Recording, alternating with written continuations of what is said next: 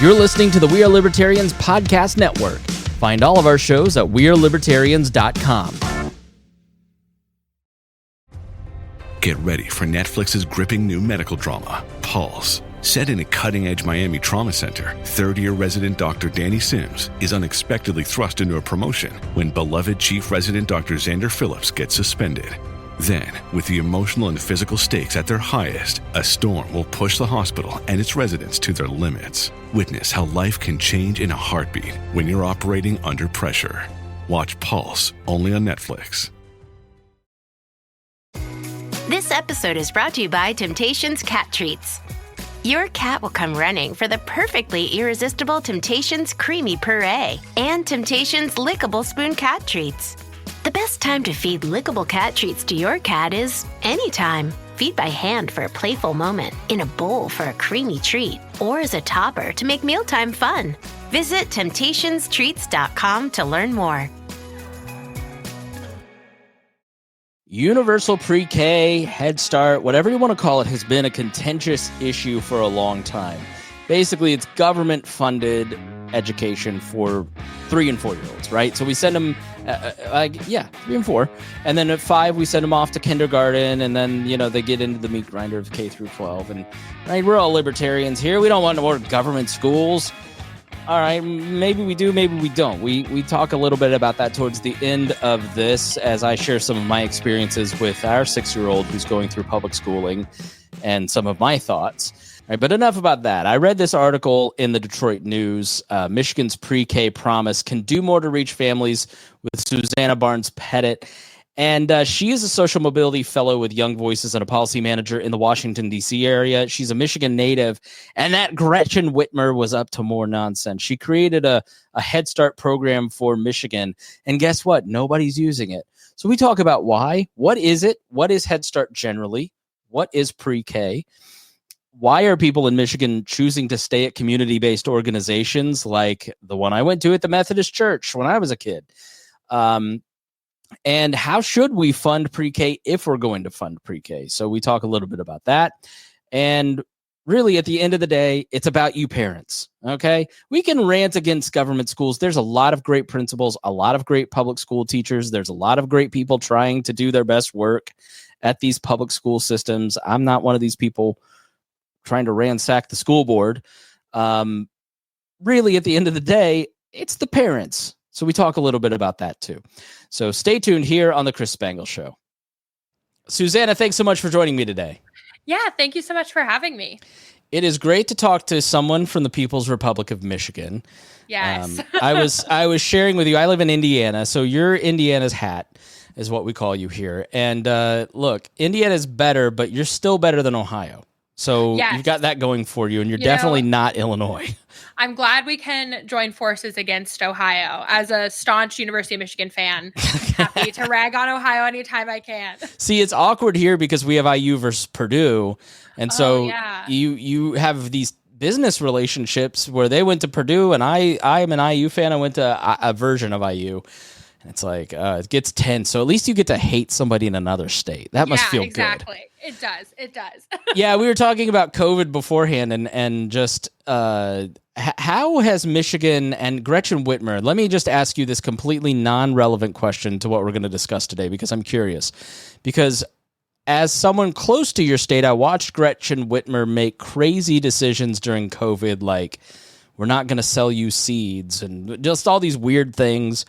And the guy who ran on her platform here in Indiana did so poorly. He did 20 points less than Joe Biden in Indiana and almost lost to the Libertarian. Legitimately, Don Rainwater, look up those election results. It was fantastic. But she has somehow, despite that humiliation, become someone who is perennially in the discussion for presidential material. Why? Why? I mean, explain this to me. Has there been something that happened in Michigan that has covered her tracks on that? I think Gretchen Whitmer is really good at giving big promises that people really like to hear. And trust me, as someone who learned how to drive in Michigan, hearing that she would fix the roads was very appealing. But that hasn't happened since she took office. And I think that's just a microcosm of kind of all of her policies, that they sound really great, that they sound ambitious and innovative, but then she can't secure the necessary political capital or can't actually find the best ways of achieving the goals she says that she wants to put forth. And so I think that there's something appealing about having someone who has such big ideas running for president, but there's just not the track record to support her ideas. Yeah. Okay. Well, that makes sense. So she's full of crap. That's what I heard. So let's talk about pre-K, because this is one of those ideas that was enacted in Michigan. And so we're going to talk about Michigan second because we reach a national audience here. But let's talk about pre-K, preschool. All right. I have we have a 6-year-old in kindergarten right now. We did not send her to preschool because we just felt it was better for her to be home with both of her parents. I worked from home at the time with her mom, who's a stay-at-home mom all day. Preschool is like half the day.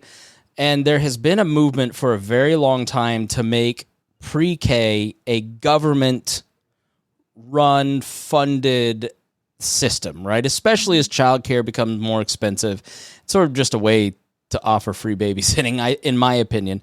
But what is pre-K as outlined in Michigan, and when they set this program up for pre-K in Michigan, what does that mean? What does that look like? Yeah. So in Michigan, the the goal of universal pre-K is designed for 4-year-olds in the state to enhance their literary and math skills. So for 4-year-olds, the idea of promoting literary and math skills seems kind of like an ambitious goal, but it basically is like making sure they know their ABCs, making sure they can identify colors, making sure that there's some sort of numerical logic, basic counting, identifying of age, kind of those developmental benchmarks that are useful before kindergarten. So like you said, a lot of parents choose to keep their kids at home. There is data that shows that parents who are educated, their children don't get as much benefit from going, as much of the kind of academic, if you will, benefit from going to preschool as opposed to social benefit.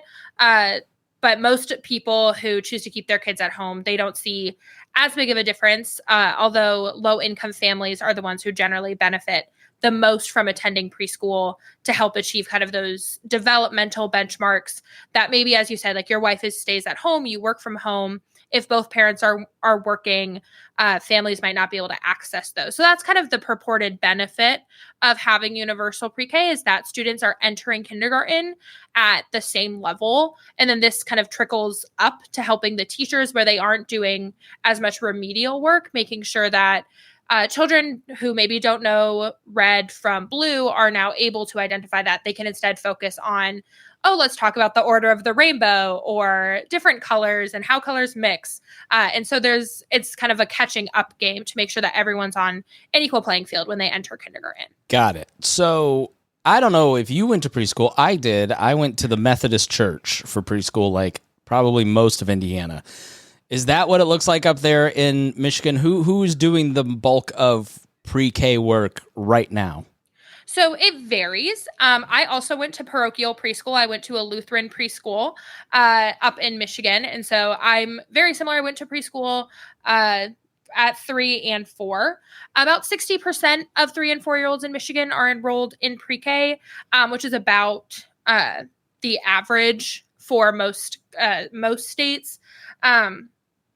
And that is a mix. So some students are enrolled in these state-run programs, which is generally called the Great Start Readiness Program or Head Start. Those are the two large programs. Head Start is national. The Great Start Readiness Program in Michigan is the state kind of expansion of Head Start. But then also children are in programs that are more community-based. Michigan has a lot of nature preschools. I think it's just because of the amount of lakes and kind of natural beauty that Michigan has that parents want their kids to learn to appreciate that. And then, of course, parochial or Montessori are two other popular kind of alternative preschools that maybe parents prefer for their children.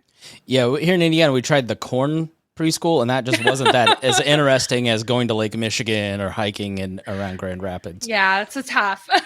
Yeah. So when they implemented this, all right. So let's just talk about what a CBO is, okay? And that's sort of what you just outlined, but it's central to your article that you wrote in the Detroit News titled "Michigan's Pre-K Promise Can Do More to Reach Families," which you can read in the show notes.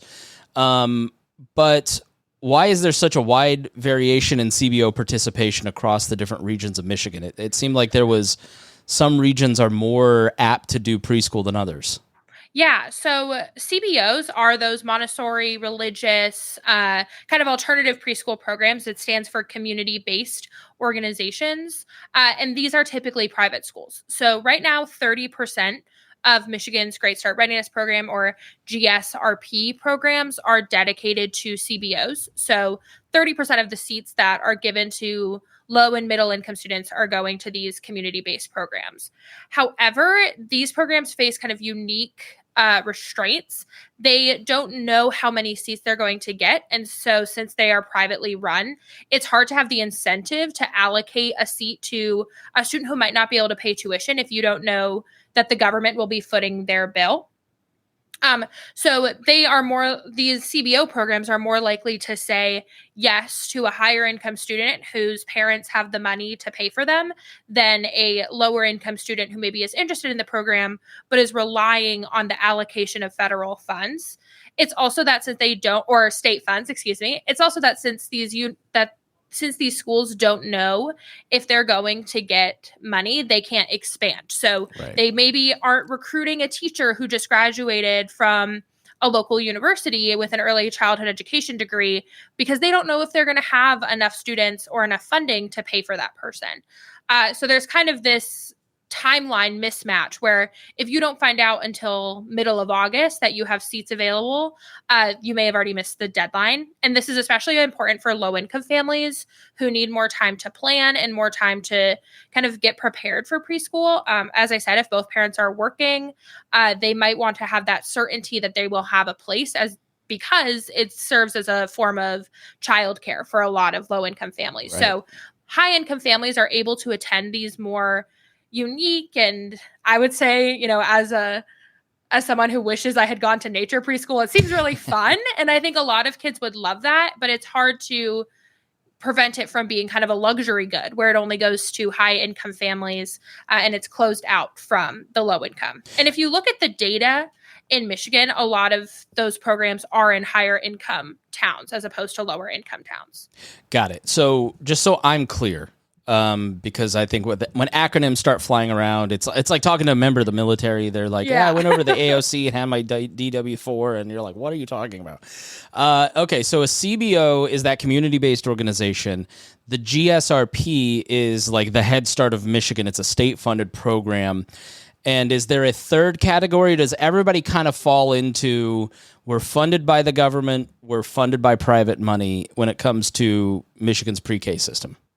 Yep, that's largely it. There are a few Head Start programs, which are the federal, but the majority of seats that are allocated from government funds are these GSRP or Great Start Readiness Programs. And what's the percentage breakdown again between the two choices there? I'm actually not sure about the difference between Great Start Readiness Program and Head Start, but GSRP is what Gretchen Whitmer has been trying to expand because that's what's in her purview of what she can allocate more money towards. So my assumption would be that the vast majority are GSRP seats. Okay, so you would think that when the government starts funding something and makes it quote unquote free, then that expands the amount of people that are going to use that service.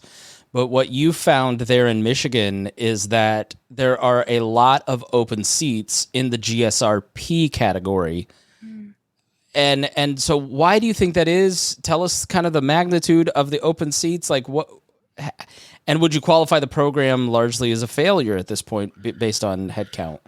Yeah, so in 2024, Gretchen Whitmer expanded the program to include 20,000 more seats and only 6,000 more children signed up. So that is a gap of about 14,000 open seats across the country. or across, oh my gosh, I keep saying federal terms, but I mean state, across That's the okay. state. And You should hear me when I talk about Kevin McCarthy. I call him Mike McCarthy, like the head coach. I do it all the time. Listeners are used to it. Yeah. But that's a huge gap of 14,000 kids who are, for some reason, not getting put into these programs.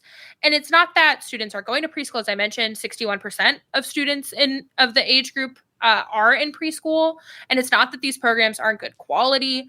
Michigan has actually one of the best universal pre-K programs. My view is that the problem is access to programs that match parents' needs. So we maybe have the supply, but we don't have the demand.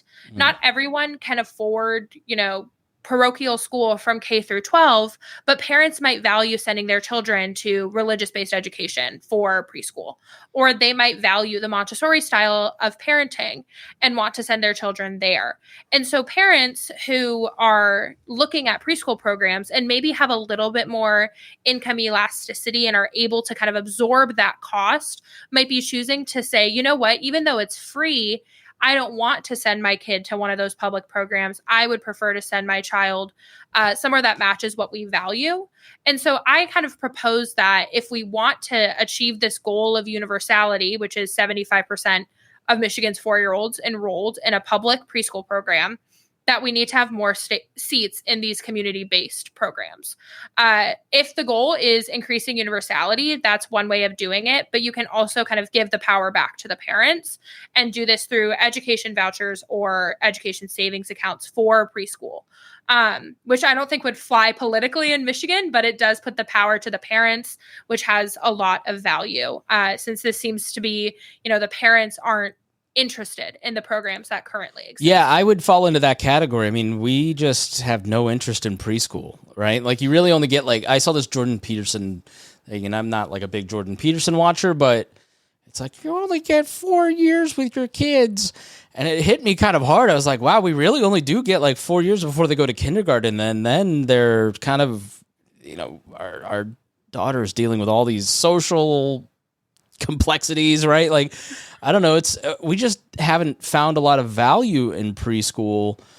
I wouldn't say we're in the higher income, but compared to some of the people that you talked about in your article, we definitely qualify in that CBO crowd, right? But is it also that there's a greater there's more choice with preschool because it's still it's not kind of monopolized by government money in the way that K through 12 education is. So is it just that there's a lot more choice that people aren't choosing to go in the GSRPs?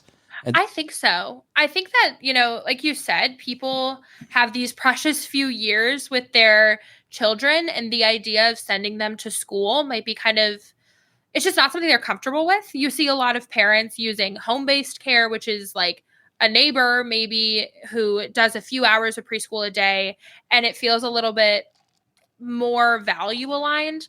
And so I do think there's just kind of this saturation of choices, which is a good thing. Educational choice and access to what parents want matters, but that educational choice hasn't translated to these public programs and unfortunately hasn't translated down to the lower classes. So in terms of the quality of education between a CBO and a GSRP, right? CBO being the community-based organization, GSRP being the Head Start version, the government-funded program, is there an educational quality difference? Is it the CBO just leans more into religion? And, honestly, it's preschool, right? So, what kind of educational difference could there really be? Just keep them alive. Yeah, exactly. But, is the choice of the empty seats just, it's not as good, so I'm going to go to these private options? Or is it really pretty decent, all things considering, and it's just people aren't interested in preschool generally? I think there's a perception that these programs are worse. The National Institute for Early Education Research, which kind of does the accreditation for preschools, all of Michigan's public programs hit their 10 quality benchmarks for preschool. It's the only state that has universal preschool that does that. So these programs are high quality. I just think there's a perception that it's a public program, it can't be good, or that people, like I said, have this view of, I want my child to have a unique preschool experience that teaches them the value of nature. And so it's kind of like comparing apples to oranges. These public preschool programs might be really good at those basic literary and math skills, but not as good as a Montessori program in developing independence, or as good in a nature-based program in developing a love for the outdoors. So that's why parental choice is so important, because like my husband and I were talking about it. We would love to send our kids to a home-based preschool. There's one at our church that we think would be great to send our eventual children to, but not, that's very unique compared to a public school. They just aren't comparable. And for a lot of parents, I think it's just, I don't have an interest in sending my child to public schools, even if they are good for these first few years. Yeah. Okay. All right. So I'm a libertarian. I don't know about you. I'm not going to make you claim, but one of the arguments for a long time against Head Start is that once you introduce the Leviathan, then it takes over. And so we need to be on that preschool wall and making sure that the money doesn't come in here. And so what are some alternative funding mechanisms that, all right, so maybe this is a time where GSRP is available, but it's not really working, that free marketeers can come in and say, let's, I know the Mackinac Center had some various plans that you mentioned, but what are some better funding ways than just we're going to block grant money? Yeah, so some of this is decoupling money from school districts. So you still have that money allocated, but instead of it going directly to these intermediate school districts, which are kind of for like geographical regions in Michigan, they go to each parent's student. Or each parent of a student. So they can say, I'm going to take my money and go to a religious-based preschool, or I'm going to take my money and I'm going to go to a public school. And so that's one way of doing it. I also just I'm also a libertarian. I'm a very community-based libertarian. I think a lot of how we solve social problems is by increasing community. And I think churches have a really important role to play in creating these networks where people can co-teach their kids at the preschool level or even higher, and kind of step outside the realm of government, or even just in neighborhoods. Live in outside of DC, and we have a next door group where people talk about like, hey, if anyone wants to come over and play in our yard, I'm going to be around for the afternoon and I'm happy to watch some kids while you get stuff done around the house. Those sorts of things can be scaled. You just need to have the community networks to do so. And I think that's an important part of being a pro-liberty person, is also being pro-community and trying to find ways that you can exist outside the government. And so that's probably an unsatisfactory answer for people who want the government involvement. But I think that's where these kind of education vouchers or specific saving accounts dedicated towards preschool can be useful, but also just get involved in your community and see what happens. Yeah. So so we have a 6-year-old. It's my stepdaughter. She goes to public school, which is why she goes to public school, because both parents that was the negotiation. And then, we have a 2-year-old, almost 2-year-old, and one on the way. And our plan right now is to homeschool the 2-year-old, even though there's going to be some probably friction between a public school and a homeschool set of siblings. It just is what it is, right?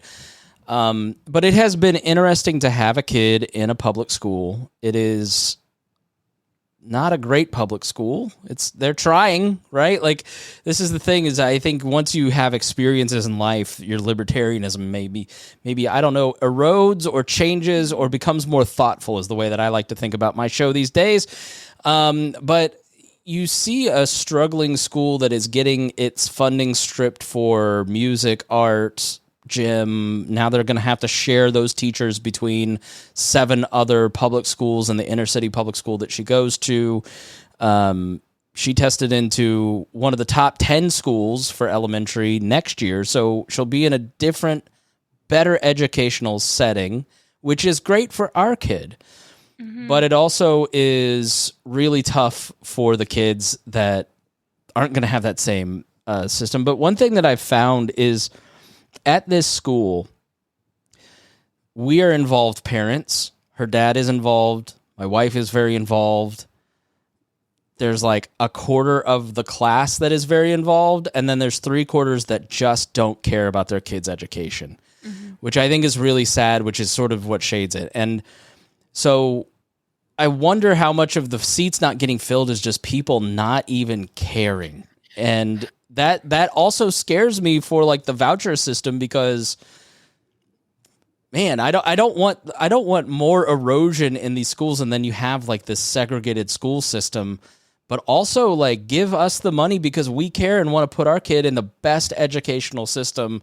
And if other parents don't have that same desire, then that's sadly their choice. So I don't know. You tell me that I'm an unlibertarian, uncaring, unfeeling person, or maybe too libertarian. I don't know. I'm just trying to. I've been working this out in my mind, which is one reason I wanted to talk to you, because I'd love to hear your perspective as someone who's thinking about this actively.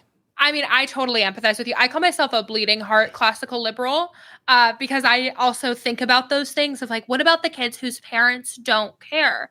Because you're right. So many parents are just apathetic about their kids' education.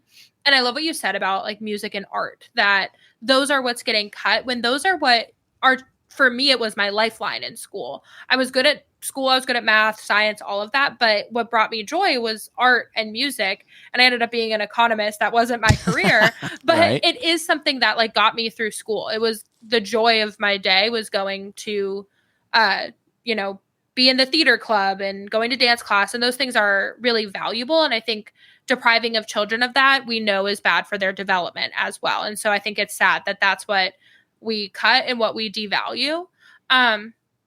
And I wish I had a better solution about parents who just don't care, but I do think that is a problem. And I know Michigan recognizes that, and they're trying to do better outreach to these families.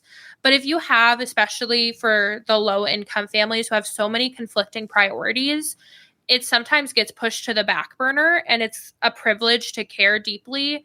And not everyone has that ability, but also some people just opt out of it. And I think there's, a lot to, that's one of the challenges of these like child welfare policies is there's always going to be parents that just don't want to be parents and be involved and go to those meetings. And I wish I had a more satisfying, silver bullet solution. This is the Friedman Foundation. Milton Friedman's foundation is actually here in Indianapolis for reasons that the guy who was going to run it wanted it to be here. And so it's here. We have the Lumina Foundation, which Sally Mae transitioned into a nonprofit. So it's like one of the largest nonprofits in the world. It's based here at the Mind Trust, Match. We've got all this amazing, like Indianapolis, the Democrats in Indianapolis sponsored charter schools back in the 2000s. So it's an innovation hub. And I will tell you, as somebody who has lived in this environment and been a part of the discussion and has friends who are public school principals, who are working at charter schools, who are public school teachers, who are homeschoolers, like everybody wishes they had a solution for that. Like everybody wishes that they could just impress upon the parents the importance of helping their kids read. And the end result, and I'll leave my end on this. I had lunch with somebody recently who has a lot of jobs to offer and wants to offer lower income kids out of IPS jobs, and he cannot do it because they cannot read. Like the demand is there, but the supply of literate students is not there coming out of our local school system. And we can sit and talk about how it's the school's fault and the government's fault and all this and that, but man, it's not what I'm seeing. I'm seeing it's personal responsibility in giving a crap about your kids. Yeah, I mean, there's a really harrowing study about the number of words young children hear at different levels of parental involvement. And that comes from parents reading to kids or even just talking. There, you see that there's a lot of benefit from, even when a baby is really little, just constantly talking to them to improve their literacy and improve their own communication skills. And if you don't have a parent who's willing to take the 10 minutes before bed to read you 2 books, it really sets children back. And so that's kind of my general advice for parents is just make sure you're reading to your kids or reading everything when you're out, saying, okay, we're grocery shopping. This is what this label says, just to get those neurons firing. A lot of people don't realize how little kids read until it's too late. And then they're graduating high school at a low literacy rate. And then it sets them up for long-term struggles where they can't get a job, they can't keep a job. Literacy is a huge problem in the US, and a lot of people, I think, see literacy at a passing level and think that that's okay, but literacy at a third grade level is not enough for long-term success. So read to your kids for sure. Yeah, I need to be better about it. Sometimes, I'm going to be honest with you, sometimes by 7 o'clock, we've lost the war and they just have to go to bed. Listen, I'm saying this as someone who doesn't have kids yet. So it's, I don't know what it actually is like, but honestly, reading at bedtime is like the best way that my stepdaughter and I bond. Like, it is the time we put the little one to bed and he gets his little like books read, and then he steals it and then he tries to read it. Yep. And it's like, all right, you've had your benefit, go to bed. And then we have reading time and Bible reading time. And it's usually just her and I, and it's just this great time to have a conversation. Usually we will read a little bit, but then it becomes just great connection time a lot of times. And I have noticed that we have not been doing that the last couple months, and she and I are having more tension in a relationship. And it always stems down to her just feeling like she's not getting enough attention, right? But that's every 6-year-old kind of. It's just, as someone who does have kids, it is such a great way to benefit them in so many ways, and it's so easy, and there's like so much access to books. But all right, Susanna, you've been such a fun person to talk to. What would be your advice for Michigan parents and Michigan lawmakers based on your research? Yeah, I mean, I think for lawmakers, don't underestimate these community-based schools and don't underestimate what they can do for the populations the Great Start Readiness Program was designed for. These programs can do a lot for low-income kids, and lawmakers should do more to make sure that low-income kids are being able to go to these programs. For parents, I think it's just choose wisely. If you have the privilege to send your kids to a community-based program, I highly recommend it. I loved, as I said, I love the idea of nature-based preschool. There's maybe one or two in the DC area, and I can't imagine that they'd be as good as the one at my hometown nature center near a river that leads into a lake. That's just hard for me to imagine, but take advantage of it. I think there's a lot that you can teach kids with just how much Michigan has to offer. I don't think I realized how wonderful Michigan is until I left it. And so give your children the appreciation of Michigan if you can. Yeah, going to Maryland and DC, that'll do it. Yeah. Yeah. I miss the Midwest where people are normal. Midwest is best. Don't smell like cologne and slicked back hair. All right. Where can we follow if you want to follow you on this and other subjects? Yeah, I'm on Twitter at Susanna Pettit. And then I also have a Substack called The Upward Bound, where I write about fertility, social mobility, and then other issues like early childhood education, those sorts of topics. So would love to see you all there. All right. Thanks so much for joining us. We appreciate it. Thank you. And thank you for joining me here on the show. We really appreciate it. If you liked this show, you learned something, then please share it on social media, share it with a friend, send them a text with the Spotify link. That's the best way to help any podcasts that get discovered now. So we thank you, and we appreciate you listening here on The Chris Spangle Show.